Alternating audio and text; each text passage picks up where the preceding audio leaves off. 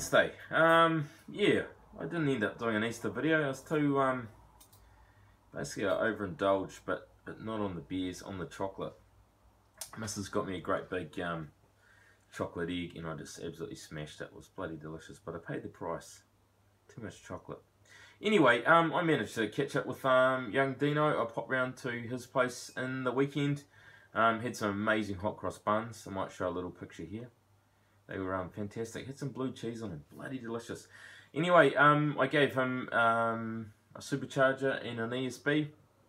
Poor guy, I've just been like sending beer mail through his letterbox. But anyway, he kindly reviewed that tonight. And yeah, he also gave me another beer. And that is the Jungle Juice. He gave me that a little while ago. It's just the wrong bit on this bullet now. Yeah, a little while ago, but not too long ago, probably about 3 weeks ago, so it should be nice and fresh. Basically, the idea behind this was it was to be like a grapefruit sculpin. I haven't actually had the grapefruit, I have had a sculpin, which is an amazing beer by Ballast Point. But anyway, yeah, this is 43 IBU, bottled on the 20th of the 2nd. And yeah, as far as I know, 5.9%. I thought it was a little bit lower than that. So it's bloody cold in the brew shed tonight, and this is probably the wrong style of beer, but I'm looking forward to it. Fresh is best. Man, I got a whiff off that, and I didn't say anything before. Nice clean glass, rinsed. Yeah, man, this is really stinky, Dean. And I mean that in a good way. So, yeah, pours out really nice. Of course, it will be bottle condition, so I'll leave a little bit there for the gods. Look at that. That's got like a really, you probably can't see that. I need my little Tony Yates torch. Here it is. Man, it makes a difference. Yeah, it's a beautiful copper. As Tubedinoz would say, probably like a burnt orange sunset. A little bit of murk in that, but as far as I know, he put a heap of hops in there. Yeah. Yeah, that smells really, really good. Holding a nicely tight, packed head on that. Some good lacing around the glass. And that aroma. Anyway, enough mucking around. It's bloody cold in here. I've got some stuff to ramble about, so let's get a taste on.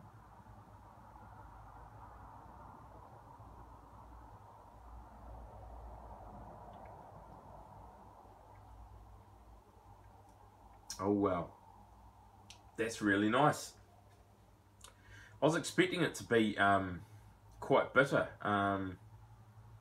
you know, because it was a reference initially to kind of like a grapefruit type beer, but that is really smashable. Super juicy. There's a little bit more bitterness at the back end.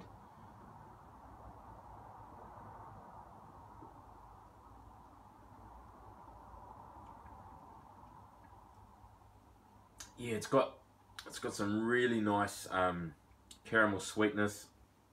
I'm getting that citrus on the taste.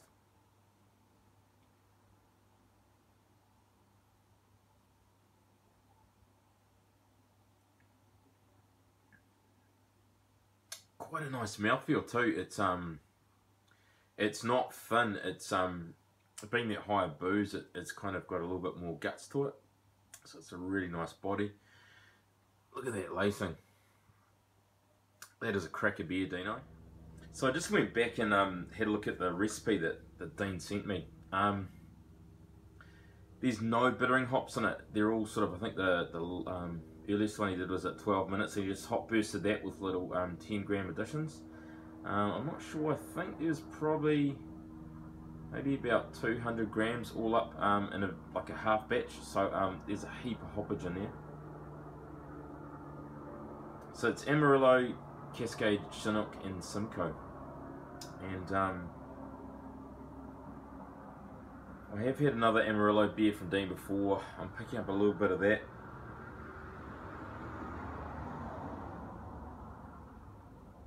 And probably, I think about the only thing I can pick up is maybe that Chinook, but they're all cracky American hops brewed up together in this bad boy, and she's an absolute crackerdine. I'll be bloody happy with that.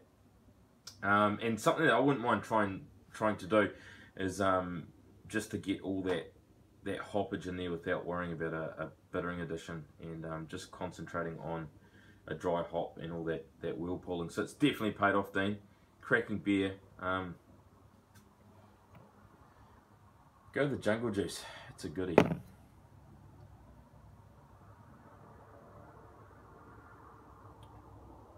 I'm gonna sip at that in warmer climes. Yeah, so what have I got going on? I've got a brew day tomorrow with old mate Dave, and we're gonna brew up a peanut butter stout or porter. I still haven't done the recipe. I was meant to mill the grains, but I'll do that tomorrow. I might fire up the HRT, so it's gonna be ready to go tomorrow after I've dropped the kids off at daycare. And yeah, I've got some footage of a best bidder that I did. So there's a little comp going on down at Hallertau, and I've never entered any comps apart from the SJ Pour, so I thought I'd throw together a best bidder, which is kind of like a London Pride, as opposed to an ESB, which I've done recently. So yeah, that's my second kind of take on an English beer. I've drank a heap of them in the UK, but I've never brewed one, so we'll see how we go. It's I'm pretty much flying blind there, having not brewed one, and yeah, I haven't tasted a cask ale for a long time, so we'll see how it goes. I'll show you the footage, and yeah, I'll do a side-by-side of that supercharger tomorrow when Dave comes around, because I don't really fancy getting through 3 bottles of supercharger in the morning. So yeah, wait till he gets here, and yeah, we'll do a bit of a side-by-side, and yeah, that'll be Aiden from 1490's supercharger. I also got this kindly dropped by from Luke today, which was the Yakima Scarlet, which is a local brew, and this is Aiden's take on the Liberty Yakima Scarlet, which I'm also going to brew, because I got some stuff from Wagon Brewing the other day, which turned out beautifully packaged. So I've got a heap of hops and malts. So yeah, a lot of brewing to be done. Geez, man, pipeline. Some people talk about like keeping the pipeline going. My pipeline is just full. I need to start giving out a few more beers to colleagues, and yeah, maybe some beer mail. Yeah, cheers. Got some beer mail. Well, got some beer mail coming from Brewmaker, so really looking forward to that. If you haven't checked out his channel, do so. He's got a cool system going on, bit of a herm setup, and yeah, I'm really looking forward to that. Some beer mail from Holland. That's really awesome. You know, I'm off next week. I'm going to pop over to an island, so I'm going to go off to one of the Hauraki Golf Islands. I might take some beer mail that I've got and do a few reviews over there. We'll see how it goes. We'll see how memory, storage, and electricity goes, and internet and all that. But yeah, I'll try and sneak another little video in before I go. So cheers. Alright, so there's the best bidder. Foggy. Bit like my head, but probably because I consume too much chocolate. Yeah, look at that. It's got a heap of oat hulls on top. That's because I had a bit of a stuck sparge.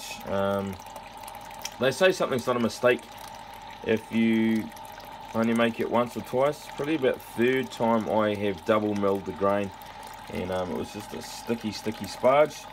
But we've got some decent flow now, so happy with that. And pretty much what I did was I turned off my pumps. I gave it a good old stir, stirred in some oat hulls, and she was away again. So pretty happy that I rescued that stuck sparge. Pretty happy with the colour. Looks dark there. I'll show you a bit of a sample in a minute. Forgot to do any pH checking because I was in a hurry. You know how it is, up to see the relatives later. But suffice to say, I'll check it anyway and just see that I'm on target. And yeah, there you go. You can see a bit more of that colour there off that dip tube. So pretty happy with that. I'm going to do a big batch sparge, and then the remainder I'll sprinkle with that Blickman sparge arm and do a slower sparge there, but just dump all the initial wort there and get that element on. What a bloody mess. Anyway, just sorting those hops out. Thought I'd take a pH reading anyway, even though I was well past mash time. So that ended up being 5.5 on that first runnings into the boil kettle. So yeah, on the money with that. Gotta be happy.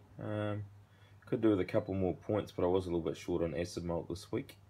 So yeah, good stuff. 5.5, good pH. And then I've got some Target going in. I've got some North Down. I've got some whatever that is, Goldings, and Challenger.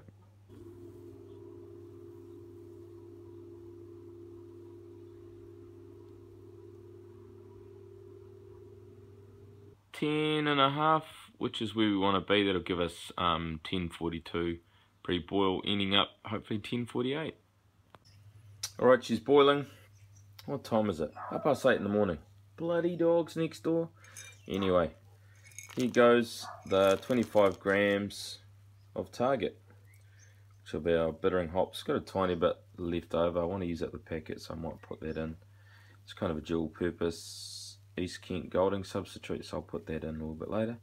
And use up my packet. A be frugal pal. So 10-minute addition, yeast nutrient, Challenger, and a bit of Irish moss. And last minute addition of some finishing hops.